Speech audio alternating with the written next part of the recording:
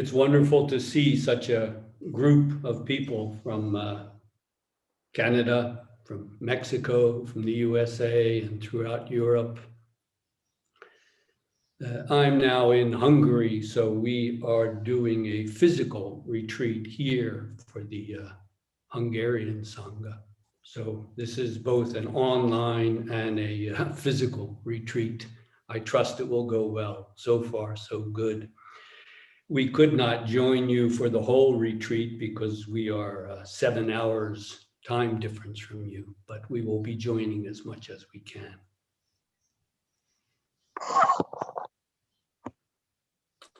You can hear me okay?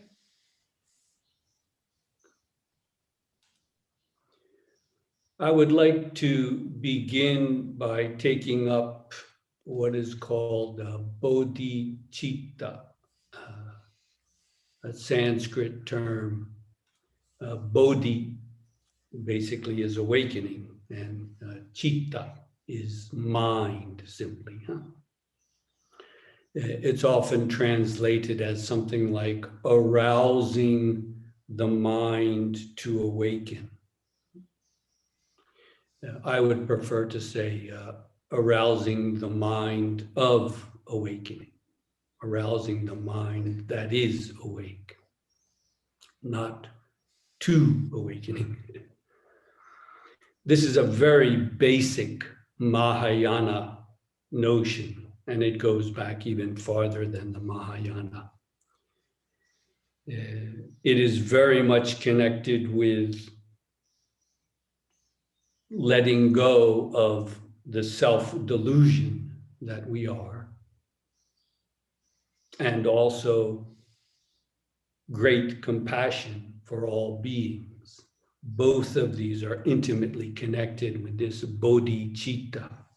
Again, arousing the mind of awakening.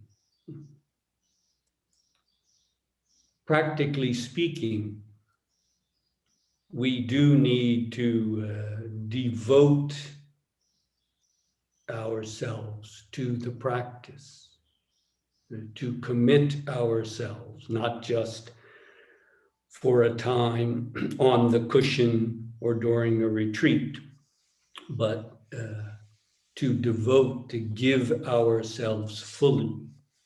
It doesn't mean we can't be married or have a family or a job, but that we do commit ourselves once we arouse this mind of awakening. It's not just a momentary decision. It is something that we must continue as best as we can, to continue throughout our lives. It is, in the beginning, a kind of determination, a kind of decision. We may come to a point where we realize this is what I have to do in this life. Maybe it's not clear exactly how to do it, but somehow I must give myself to this practice, to awaken. This is what is real. This is what must be done in this life. It doesn't have to be a perfect arousing of the mind, but it does have to be genuine, sincere, and it must be continued with a kind of determination. Through proper practice in time, we find that it is no longer rooted in the self-will and this determination.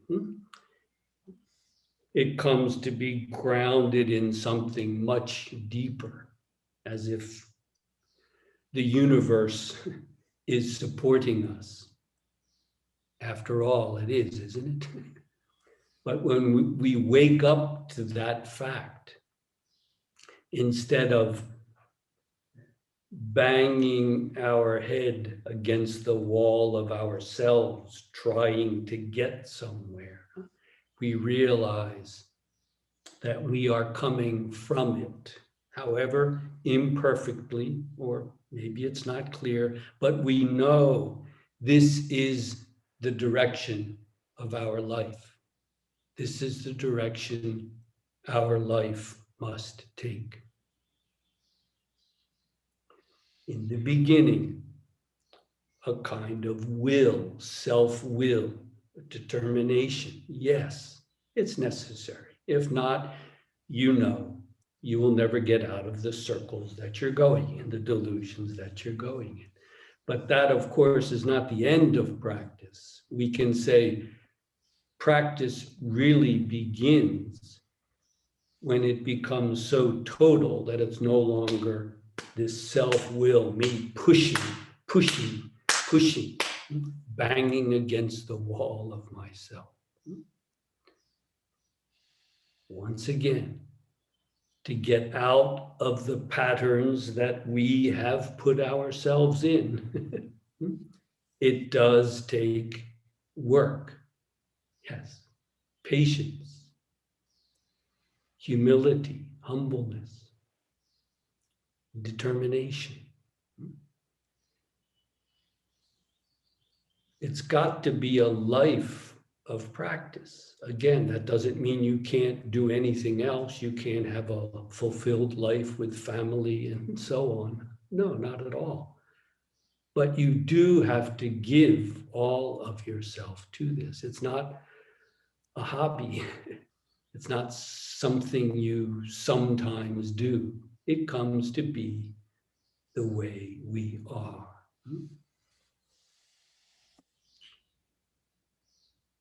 We have just been sitting for several hours together. Wonderful. Do you see? Do you realize what your mind is doing? Do you really see? Do you really realize what your mind is doing? In a sense, this is the first task of Zazen. To really see, to realize what our mind is doing. Once you see that, Bodhicitta, the mind of awakening, cannot help but arise, you see? Once you clearly see what your mind is doing, you cannot help but rouse this mind of awakening. Stick with the practice. Sometimes it can be difficult, it can be painful, it can be frustrating. Yes, stick with it. Come to love it. Then you'll know you're practicing properly. Come to love the practice.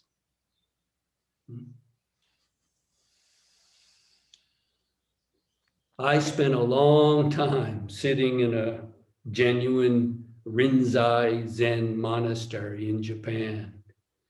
Almost an hour, 50-minute period, 50-minute period, another 50-minute period, another 50-minute period, 3 in the morning till 10:30, 11 at night. It was excruciating. It was a great struggle.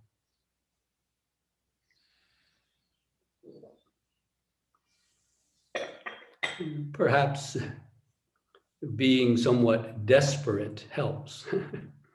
But you see, being desperate is, in a sense, the negative, the dark side of the bodhicitta. The bright side is rousing the mind of awakening. When it's not quite yet there, well, there's a kind of a desperation. We realize this is what we must do, but maybe it's not yet clear how to do it, how to proceed. You may feel like you're just going around and around and around. Yes, this is the difficulty, the frustration of practice.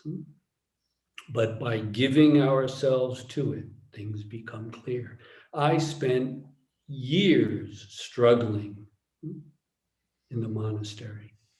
And I got to the point seeing some of the monks come, spend a year or 2 or 3 years, and then they would go. And some of them, of course, had a lot of pain too. Some of them seemed to go through it pretty easily. But I got to the point where I felt this is the way it's going to be for the rest of my life. I'm just going to sit there and wait for that damn bell to ring after 50 minutes. And then I'm going to get up, go take a piss, and come back and do it again. And it is not going to get better. And it occurred to me, well, if that's the way it is, so be it. What's the alternative? To turn away from it? I can't do that. No. If I will spend the rest of my life just waiting for that damn bell to ring, that's what I will do. Well, you know what happened, huh? Around that time, the practice became a lot easier. Something loosened in the practice. It started to become a joy. It started to become, oh, the bell already rang. Well, I'm just going to continue sitting. Be careful here. It's not that the practice becomes weaker. On the contrary, it's infinitely stronger because it's beyond mere willpower at that point. You're no longer banging up against the wall of yourself. So it's like a limitless, vast source of energy now can come out. There is no real hindrance, sleepiness, pain, so on. No, they're not real hindrances then. Before this point, almost anything can become a hindrance. Huh? The sitting, the breaks, the meal. But once you get to that point where you have given all of yourself, if this is the way it is, so be it. I will do this practice with all the love that I have, that I can muster until I die. Well, I think you will see the practice takes a turn, a very important turn around that time.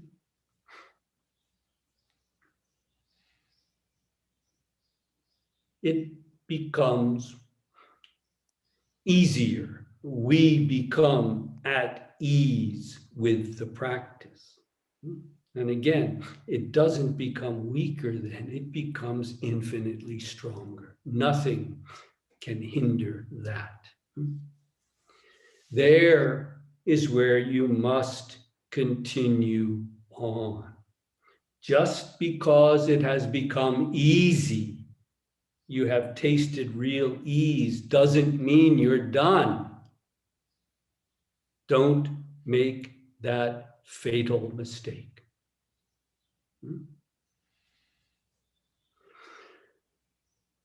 Sometimes a stubborn guide can be helpful along the way when you feel you just can't get out of the hole you're in. A stubborn guide can also be helpful when you feel you have opened up and released and you've experienced it and this is it. This must be the Bodhi of Bodhicitta, the awakening. Well, this is where you really need to be careful, critical, humble, and to seek guidance if you can.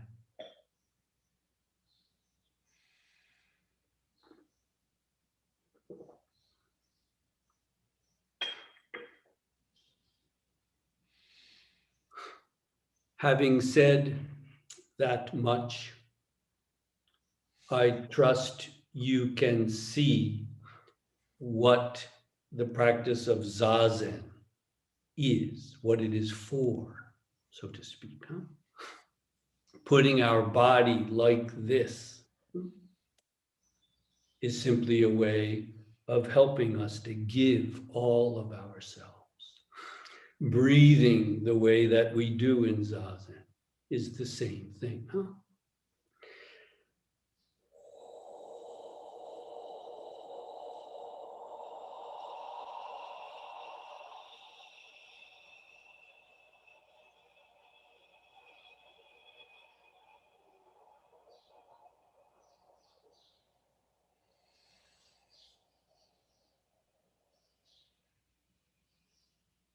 And of course, our mind, our mental attitude, huh?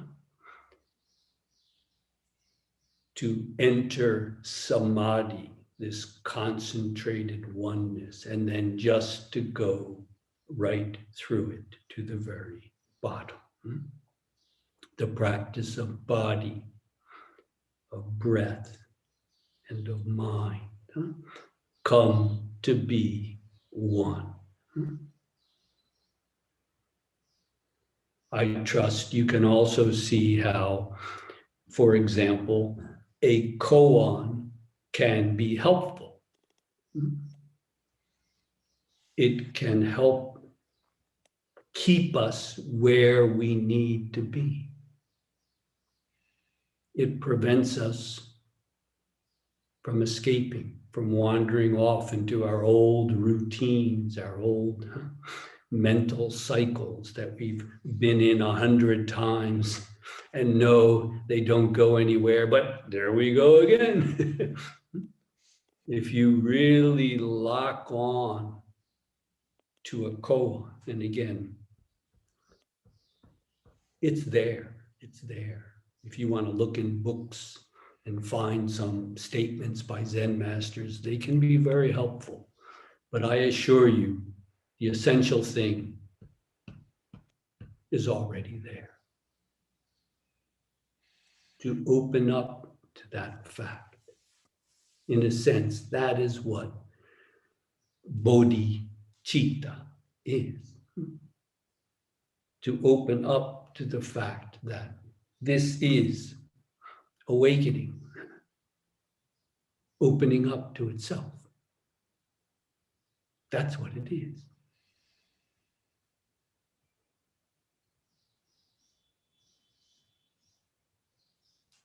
Koans are not absolutely necessary. No.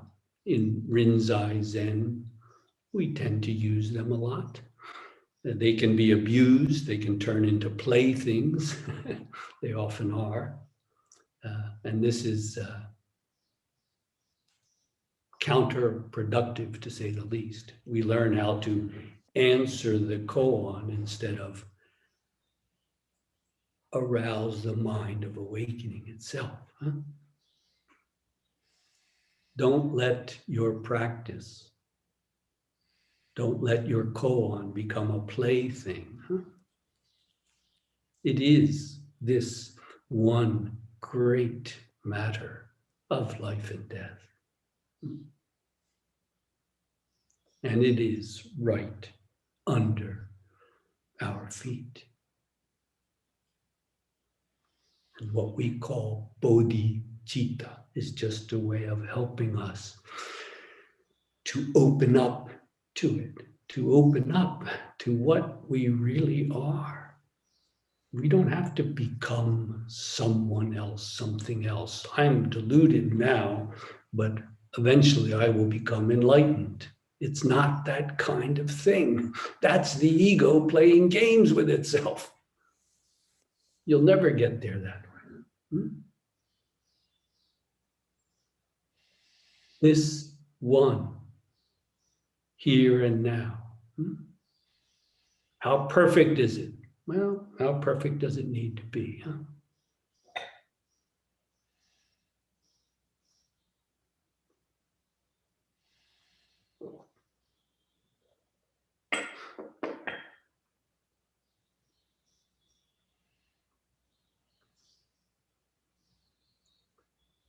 I want to leave plenty of time for questions, both from the physical sangha here, the Hungarians, but also from all of you online. It looks like we've got, I don't know, 60, 70 people, with 80 with us here. So,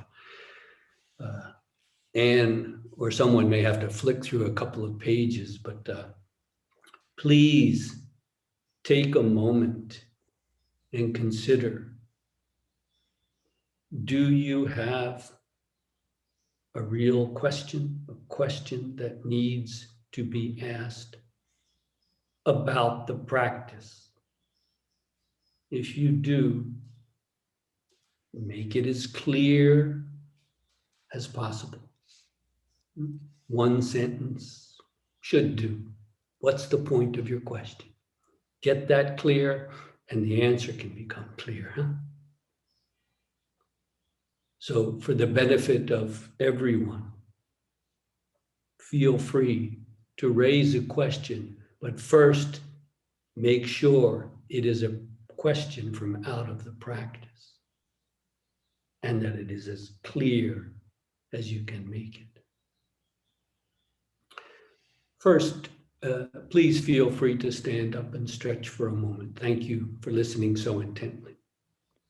My question is on the effortlessness of practice. And you mentioned about being without self and this self-will. Is the ultimate practice to let go of that small self and to let these actions arise naturally? Okay, so far so good. Can you continue? So in my current practice, a lot of it is just to let go of how I try to manipulate situations. And it's just about being in the moment and not striving to do anything. And naturally what happens is when someone asks me to do something, even though I used to hate it, my body naturally gravitates towards it without question. I'm just wondering if that's a right way to cultivate this, letting go of me trying to control everything and me just trying to be the best help to others. Yes, it sounds like you're on the right track, Elijah. I noticed in my practice, I was really trying to do it. I was giving all the self that I had anyway. But I found that it could be very disturbing if people that weren't involved in the practice, for example, wanted my attention. You follow? Yeah. This is not important because the practice is really important. Everything else is not important.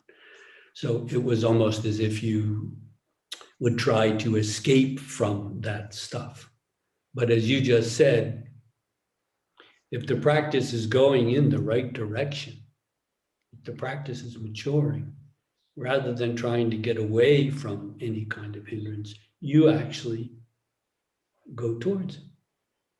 You actually go towards it. Any felt suffering or distress of another draws us to it. Can we solve all the problems of the world? Can we, Elijah? Maybe one being at a time. Well, that's a good way to take it. Yeah. We are not going to create a perfect world. There are always beings being born. There will always be destruction as well. Yes, in this world, that's the way it is. And yet, we, did you say gravitate toward, the actual distress, dis-ease of the other. You see, don't you? We do that because we may not be able to take their distress away. in a sense, everyone has to find out how to do that for themselves. We may offer some helpful words or just be with them, hold their hand if they're dying, for example. But the thing is just being with them, being without self with them. It's not going to solve all the problems of the world, but it may be just what is needed at that time. So it seems to me you are, as you said, naturally going in the right direction. Just keep your eye open. What happens when someone comes and they ask you to do something you think is wrong? What do you do then? Would you like me to try and answer this? If you would like. I guess when we hold an expectation for the future, we're already setting ourselves up for failure. I'd like to live more in a dynamic state where if I'm just in the moment and I don't judge anything in the future, I hope that things will naturally take the right course, that I can let go of my self-centered views. I can let go of my projections on how I view the situation. And if I can let all these thoughts and perceptions kind of crumble, that natural wisdom and compassion will emerge. At least that's what I hope to do. Or where How I'd like long my have you been practicing, Elijah? 2.5 years, 2 years. You're well on the way, huh? I'm really into the practice. I can see that. Continue on, continue on. Do you want to say anything else? No, that's perfect. Thank you so much for being here, for answering my question, and for helping all of us. Appreciate it. It's yourself.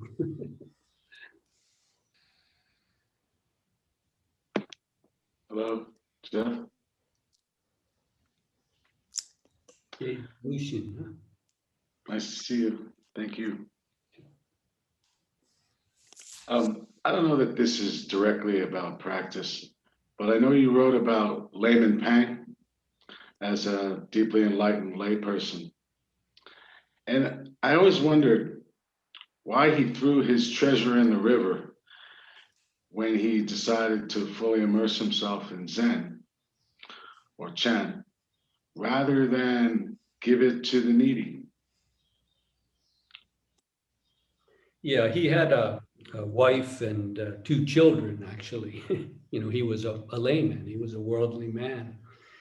And it's a legend, not a river, but the lake. It says that he took all of his worldly possessions. You can imagine what his wife thought about this, huh? I wonder if she consulted with her first. But anyway, it says in the legend, huh, that he took all of his worldly possessions, which would be all the worldly possessions of the family, put it in a boat and sunk it in the lake. I would take that symbolically, not literally. Okay.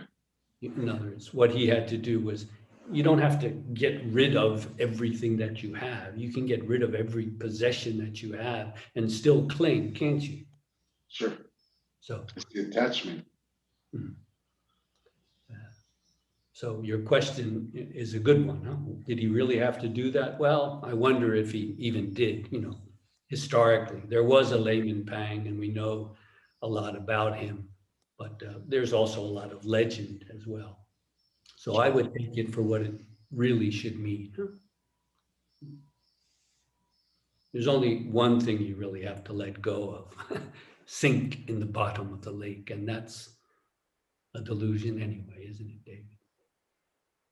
Thank you. Thank you for your question.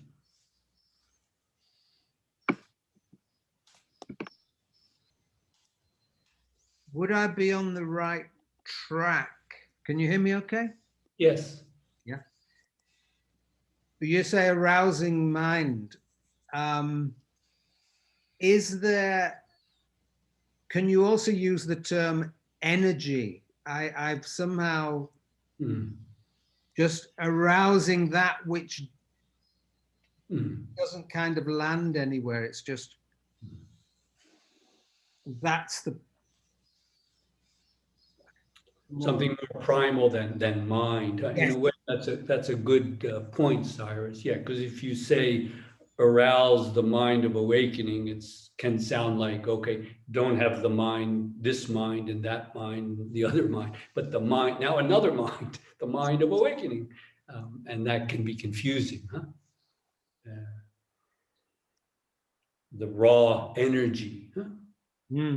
Because it's not just a mental thing. You know, the term mind is a very, very generic term, even more generic when it came into China. It was something that included the body and the mind. You know, that kind of distinction that we make is just not relevant. Huh? The five skandhas we can talk about, huh? Body and mind in terms of the five skandhas, but really, you can't just pick one out and say, this is it. It is alive in us as body mind. So it's a good point. The mind, the energy of awakening, the vitality, the vital energy that is awakening. Yes, well said. Thank you. You want to say anything else, Cyrus?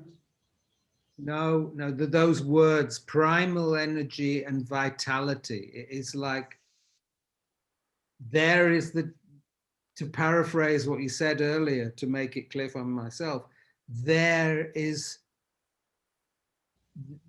the motion, there is that, yeah, I can only describe it as a motion. It's the coming from that primalness. There is the determination, and in the same moment, the realization, oh, whoa, that's it. Huh? Not going anywhere else. I have something with purifying it. I know it's not about getting it perfect, but just the purification of, yes, I sit, I do. So you've answered it. I don't have any more. I don't have any more questions for it. Thank you. I think in Chinese sutra text, is a mind of Bodhicitta, more referring to a vow of a compassion. So when taking this, arousing this mind, that means arousing your compassionate mind and to do something. So that's it.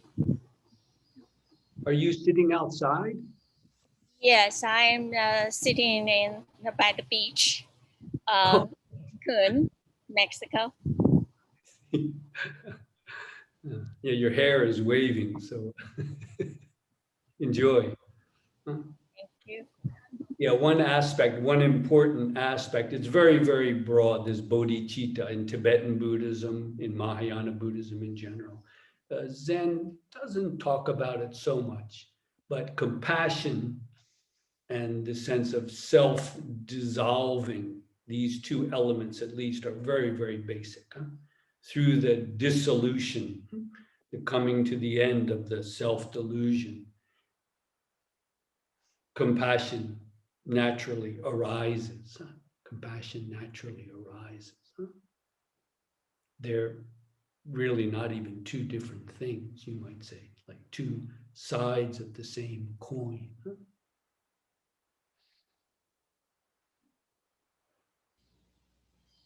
Thank you, Julian. Jeff? I have a question about practice. It's about time. Yeah. Okay, so I've sat with just breath and I've sat with a koan. And there does seem to be a kind of more focused, deeper kind of questioning with the koan, with the question. But ultimately, it's almost like you get where you're not conscious of it anymore. And I don't know if it's like you stop questioning, but you're just so involved in the breath that the question kind of falls away and you're just totally immersed in the breath. And I guess my question to you is, do you want to allow that to happen if it does and just go with it?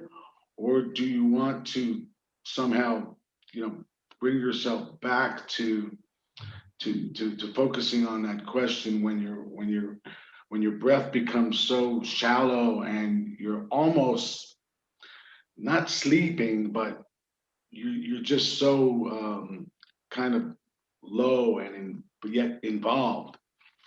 You know what I mean? Yeah. The breath itself will do. Just really giving yourself to the breath without any, cogitation, conceiving at all. The breath itself will do, but it does tend to come to an end at some point. So that's why rousing, in this sense, a koan, consciously taking up something that it's maybe like an anchor that we lock onto. Who, who, what? And there's a genuine need to get to the bottom of that question. If it's a living, breathing koan, it's coming out of yourself. It's not just something you're putting in there, huh? If it's coming from out of the depths of yourself, even if it's a given koan, but eventually if it's coming from out of yourself, then stick with that.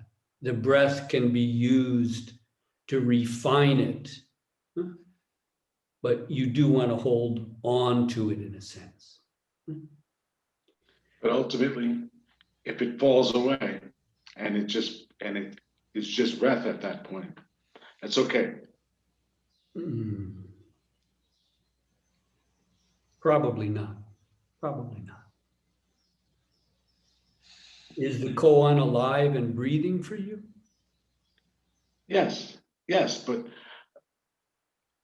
the two of them combine into like this one thing that just becomes total involvement in the breath. But it doesn't disappear then. It should become even clearer because they're not two things, right? That's why my question is you follow? That breath should be who or what. You follow? Yeah. It doesn't need to be articulated. In that sense, you're quite right. You don't need to be, I need to remember my koan. The breath itself, you're breathing the koan. Yes. Koan is breathing. The exhalation. But ultimately, it shouldn't disappear. But as a matter of fact, there are many people for whom a koan doesn't work, a given koan. It doesn't work. They can't make that leap. Do you know what I mean? You have to accept certain things in being given a formal koan and then, cementing yourself to it. It can be done, but it doesn't work for everyone. Some people have an adverse reaction to it. And in the beginning, can't be helped. Like one skin sack, one soul. Don't separate the breath from the koan. The breath is the koan, breathing. But the question doesn't disappear. It becomes clear. Okay? Right. Thank you.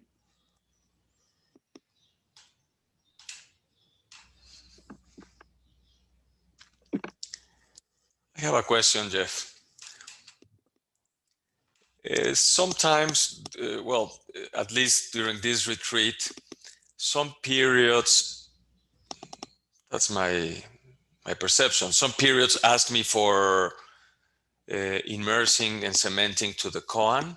In some periods ask me to do just shikantaza, and just sit without doing absolutely anything. So I'm switching. Some periods are more oriented to the koan, and some periods are more oriented to shikantaza. I would suggest you use this retreat to figure out which one works and then stick with it. You know, it's not good to be going back and forth and back and forth. Find out which one works. Which one can you take to the very end? Which one do you need? Which one can you not really let go of? And then stick with it till the end. If you're going to go bouncing back and forth, you know, right?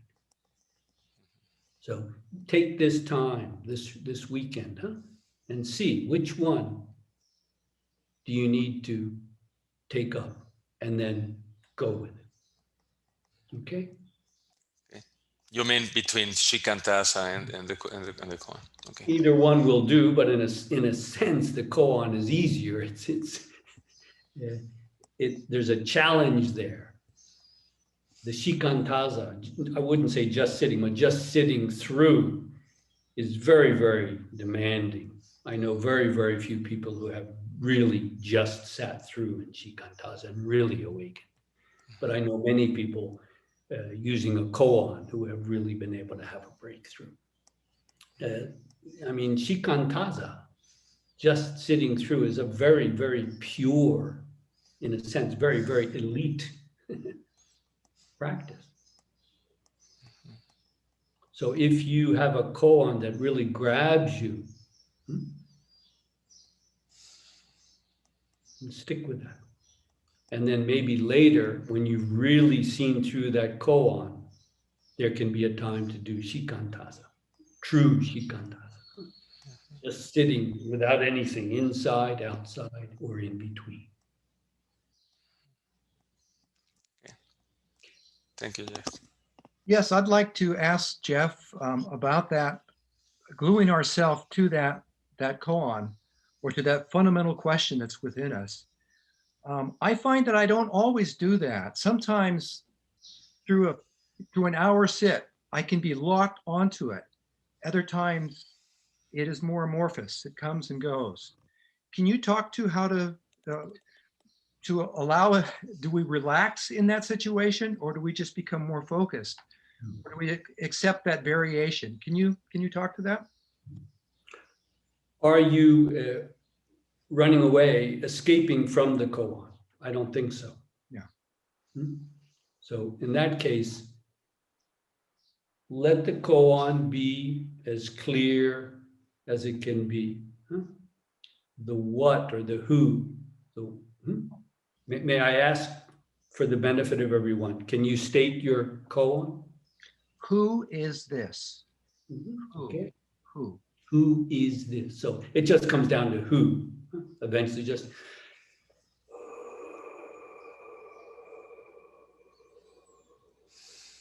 the breath breathing itself. And it's not always going to be the same intensity. It's quite natural, right? You come in from work and you have some things on your mind. Try to, as much as you can, settle that stuff before you sit. And then when you sit, just let the breath.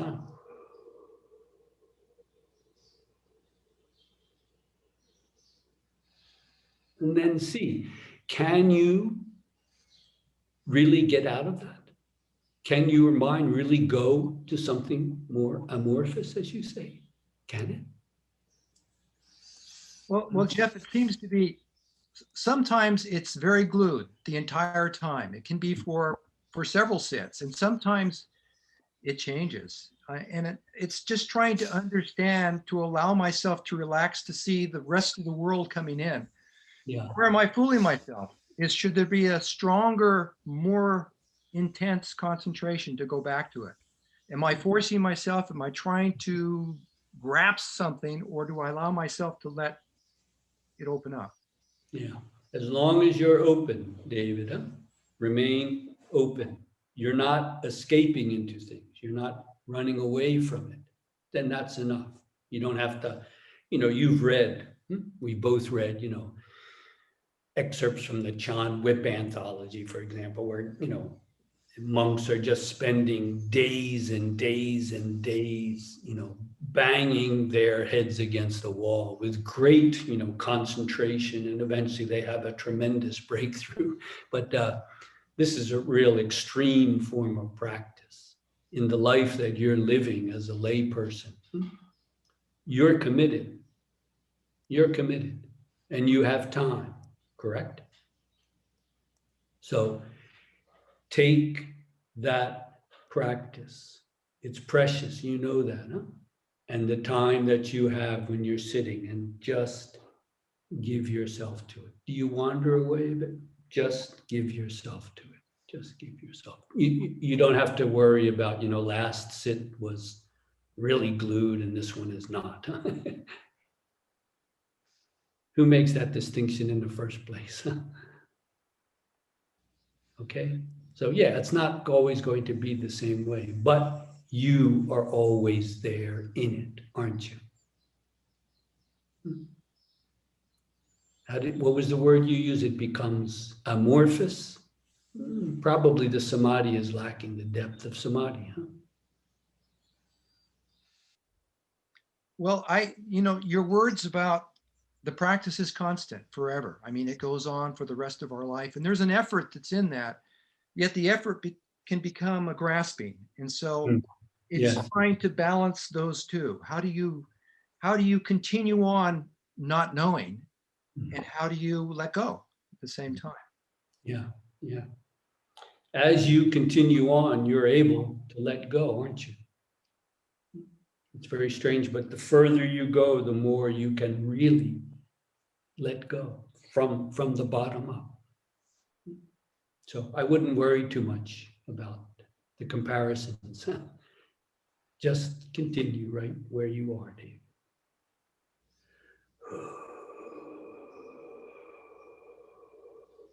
Completely there, engaged, but not forced. You don't have to force it. You don't have to force it now, Dave. Just don't budge from it. You know what I mean? Don't budge. Okay?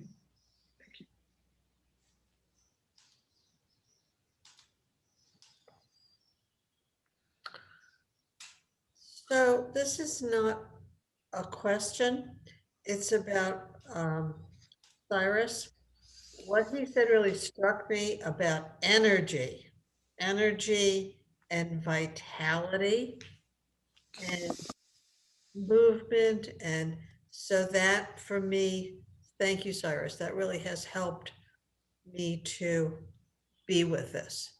Energy and vitality. Where am I coming from? Thank you.